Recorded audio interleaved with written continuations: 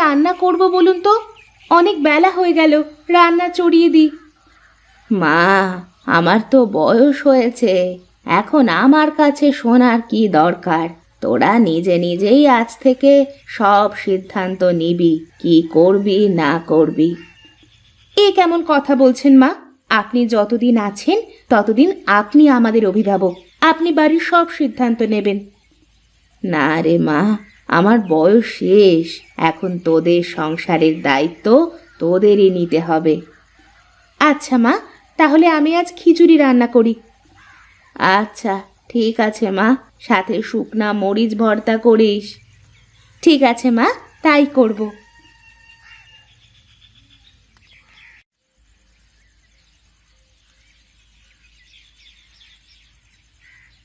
কি রে মালতী, কি করছিস এখানে? রান্না করছি ভাবি। রান্না করছিস তো বুঝলাম, কিন্তু কি রান্না করছিস তাই বল তো। কি আর রান্না করব দিদি, ঘরের সব তরিতরকারি শেষ হয়ে গেছে, তাই খিচুড়ি রান্না করছি। কি? খিচুড়ি? তুই কার কাছে শুনে খিচুড়ি রান্না করছিস শুনি? কেন, খিচুড়িতে কি সমস্যা? তুই রান্না করার আগে আমার কাছে একবার শুনে দেখতে পারতি। আমি তো মায়ের কাছে শুনে এসে তারপরে রান্না করতে বসেছি। এরপর থেকে যে কোনো কাজ করার আগে আমার কাছে শুনে নিবি। কেন, আমি তো মায়ের কাছে শুনে তারপরে রান্না করেছি, আর মা যতদিন বেঁচে আছে ততদিন মা তো এবারের অভিভাবক। তোর এত বড় সাহস, তুই আমার মুখে মুখে কথা বলিস? এখানে সাহসের কি হয়েছে? আমি তো ঠিকই বলেছি।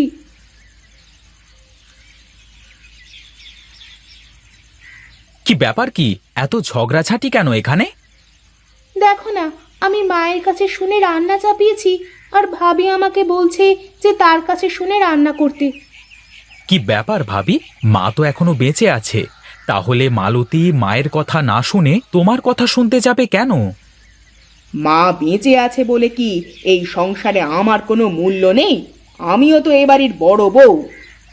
হ্যাঁ, তুমি এই বাড়ির বড় বউ, কিন্তু এই বাড়ির মালকিন তো না। মা যতদিন বেঁচে আছে ততদিন এই সংসারের সব কিছু মায়ের ইচ্ছে অনুযায়ী হবে, তোমার ইচ্ছে অনুযায়ী নয়। কি? আমাকে এইভাবে অপমান করলে তোমরা? আমি এই অপমানের কথা ভুলবো না, এই আমি বলে দিলাম।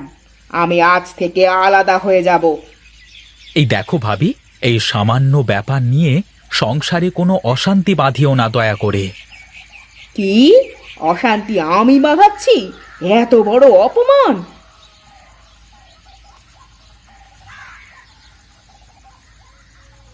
দেখেছো ভাবির ব্যবহার, দেখেছো? প্রতিদিন আমার সাথে এইরকম ব্যবহার করে ভাবি। বাদ দাও তো ভাবির কথা, সে তো অমনি। আমার খুব ক্ষুধা পেয়েছে, আমাকে খেতে দাও। আচ্ছা ঠিক আছে, তুমি ঘরে গিয়ে বসো, আমি খাবার নিয়ে আসছি।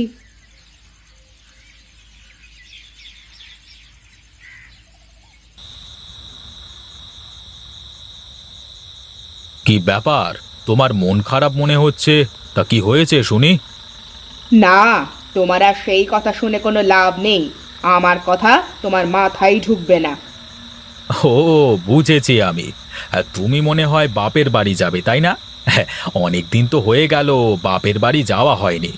চলো চলো, শ্বশুর বাড়ি থেকে ঘুরে আসি। না, আমি কোথাও যাব না।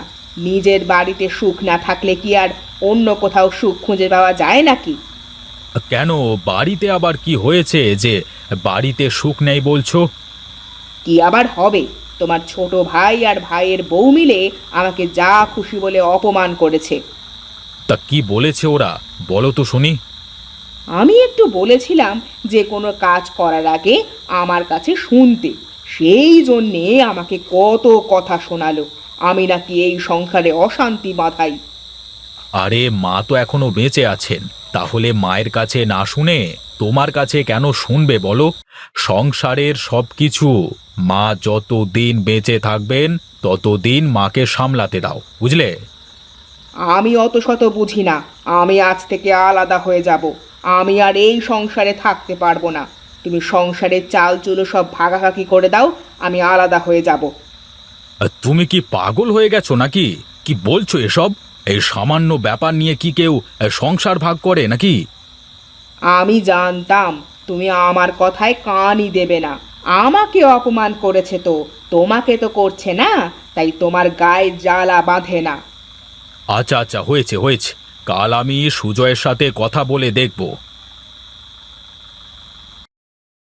কি হয়েছে বাবা? আমাকে ডেকেছিস কেন তোরা? মা, বড় ভাবি কিন্তু দিন দিন খুব খারাপ ব্যবহার করতে শুরু করেছে। একটু থেকে একটু হলেই আমাকে বলে আলাদা হয়ে যাব, থাকবো না সংসারে। হাতের 5 আঙুল কি আর সমান হয় রে বাবা?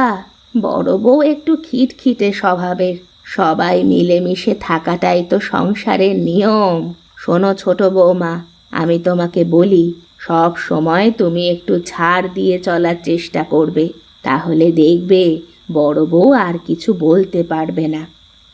না মা, মানুষকে ছাড় দিলে মানুষ আরো মাথায় চেপে বসে, তাই কোনো ছাড় দেওয়া চলবে না। ছাড় দিলে কেউ ছোট হয়ে যায় না রে মা। ছাড় দেওয়া তো অনেক বড় একটা গুণ। এই গুণ সবার ভিতরে থাকে না রে বাবা। আমি কি কম ছাড় দিই নাকি মা? সংসারের সব কাজ প্রায় আমিই করি। বড় ভাবি তো কোনোদিন কোনো কাজ করে না, সে আমাকে তার হাতের পুতুল করে রাখতে চায়। অনেক রাত হয়েছে, এখন তোরা ঘুমা। আমি কাল সকালবেলা এর একটা ব্যবস্থা করে দেব।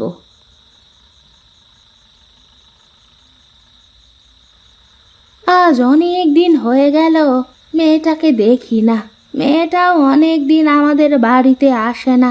মেয়েটাকে দেখতে বড় ইচ্ছে করছে গো। হ্যাঁ, সে তো আমারও করছে গো, কিন্তু মেয়েটা একদিন আসলে তো হতো। আমরা তো অনেক দিন হয়ে গেল মেয়েটার বাড়িতেও যাই না। চলো না, মেয়েটার বাড়ি থেকে একদিন ঘুরে আসি। তা তুমি মন্দ বলনি, একটু যাওয়া আসা না থাকলে আতিতেও তা থাকে না। আর চলো, কাল বিকেল বেলায় যাই, মেয়েটার বাড়ি থেকে ঘুরে আসি। ঠিক আছে, তাই হোক, চলো কাল যাই। ঠিক আছে, কালকে আমি হাট থেকে বড় দেখে একটা কাতলা আর কিছু মিষ্টি কিনে নিয়ে আসবো। আচ্ছা ঠিক আছে, তাই হোক। এখন ঘুমাও, অনেক রাত হয়ে গেছে। হ্যাঁ, চলো চলো ঘুমাই।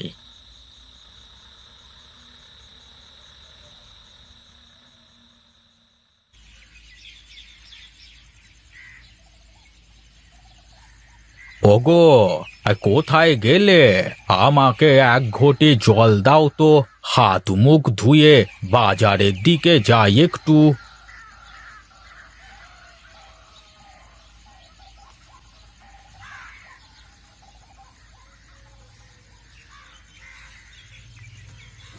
গিন্নি, বাজারের ব্যাগটা দাও তো দেখি, বাজার থেকে ঘুরে আসি।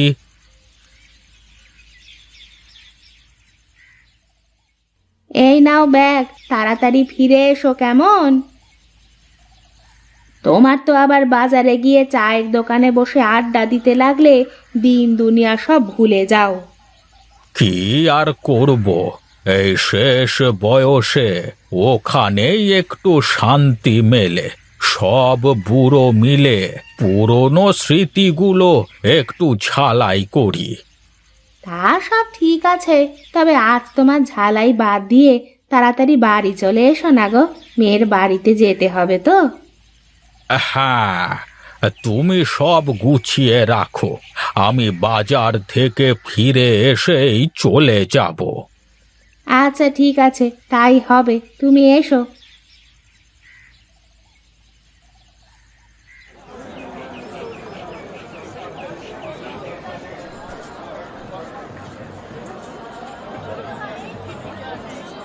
আরে হরিহর কাকা, কি মাছ দেবো আপনাকে?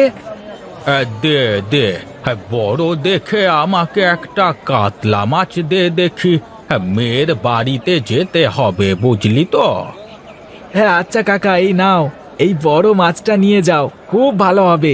এই পাশের গ্রামের বিলের মাছ। আচ্ছা আচ্ছা, দে দে। এই নাও টাকা, আমি মিষ্টির দোকানে যাই।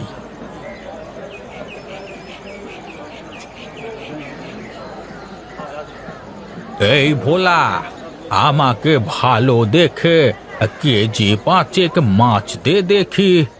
হে, এই এত মিষ্টি দিয়ে কি হবে গো হরিহর কাকা? কোথাও যাবে নাকি? হ্যাঁ রে, আমি একটু মেয়ের বাড়িতে বেড়াতে যাব। আচ্ছা আচ্ছা, ঠিক আছে, দাঁড়াও, আমি ভালো দেখে ছানার মিষ্টি দিচ্ছি। আজ সকালবেলায় বানিয়েছি। এই নাও টাকা।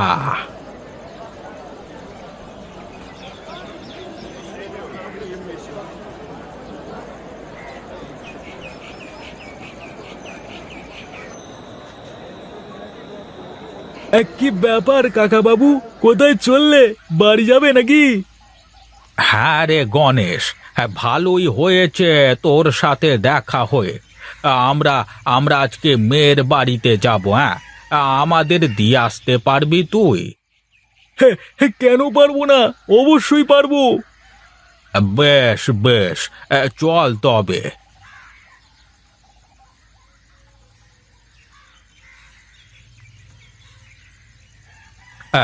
তুই এই জায়গায় দাঁড়া, আমি আসছি তোর কাকিকে ডেকে নিয়ে। কোথায় গো? গাড়ি চলে এসেছে, তাড়াতাড়ি চলে এসো।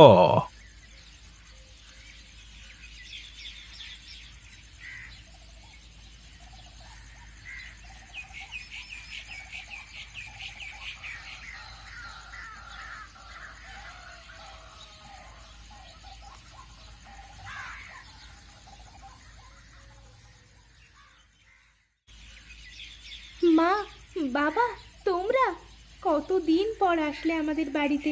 আমি ভাবছিলাম আমি যাব বেড়াতে। এসো, ভেতরে এসো। হ্যাঁ রে মা, তোকে দেখতে বড় ইচ্ছে হচ্ছিল, তাই চলে আসলাম।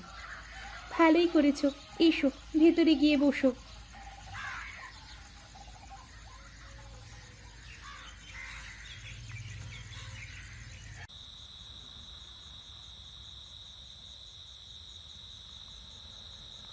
জানেন বেয়ান, আপনার মেয়েটা একদম খেতে চায় না, আর ভালো মন্দ খেতেই চায় না। বাপের বাড়ি থেকে ভালো মন্দ না খেলে কি আর খাওয়া যায়? সারা জীবন ঘাস পাতা খেয়ে এসেছে বাপের বাড়ি থেকে, এখন কি করে ভালো মন্দ খাবে? হ্যাঁ, এইবার কিন্তু বেশি বলে ফেলছো তুমি ভাবি। আমাকে অপমান করলে আমি কিছু বলতাম না, কিন্তু তুমি আমার মা বাবাকে কি করে অপমান করতে পারো? আমি খেলে এখানে সব খাবার খেয়ে ফেলতে পারি, কিন্তু তোমার মতন চোখ বুজে আমি খেতে পারি না গো। খেতে পারলে তো খাবি। ঠিক আছে, তাহলে এসো, দেখি কে বেশি খেতে পারে। ঠিক আছে, আজ যদি আমি বেশি খেতে পারি, তাহলে আজ থেকে তুই আমার কথা মতো চলবি, বুঝলি? আর যদি আমি জিতি, তাহলে তুমি আমার কথা মতো চলবে। আচ্ছা ঠিক আছে, তাই হোক। তোরা কি লাগালি বলতো? থাম, তোরা থাম। ওদেরকে এই প্রতিযোগিতা করতে দিন বেয়ান, তাহলে দুই বউয়ের ঝগড়া যদি থামে।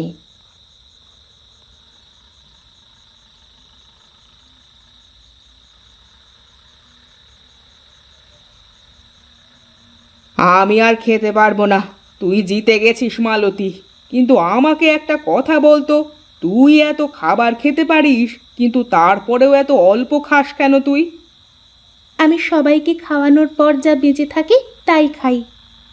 আমার ভুল হয়ে গেছে রে, আমাকে তুই মাফ করে দে মালতী। কি বলছো তুমি এইসব? আমি সারা জীবন তোমাকে আমার দিদির মতন দেখেছি, আর বড় হয়ে মাপ চাইতে নেই। আমি কথা দিলাম, আজ থেকে আর কোনো ঝামেলা করব না, সংসারে আজ থেকে মিলেমিশে সংসার করব।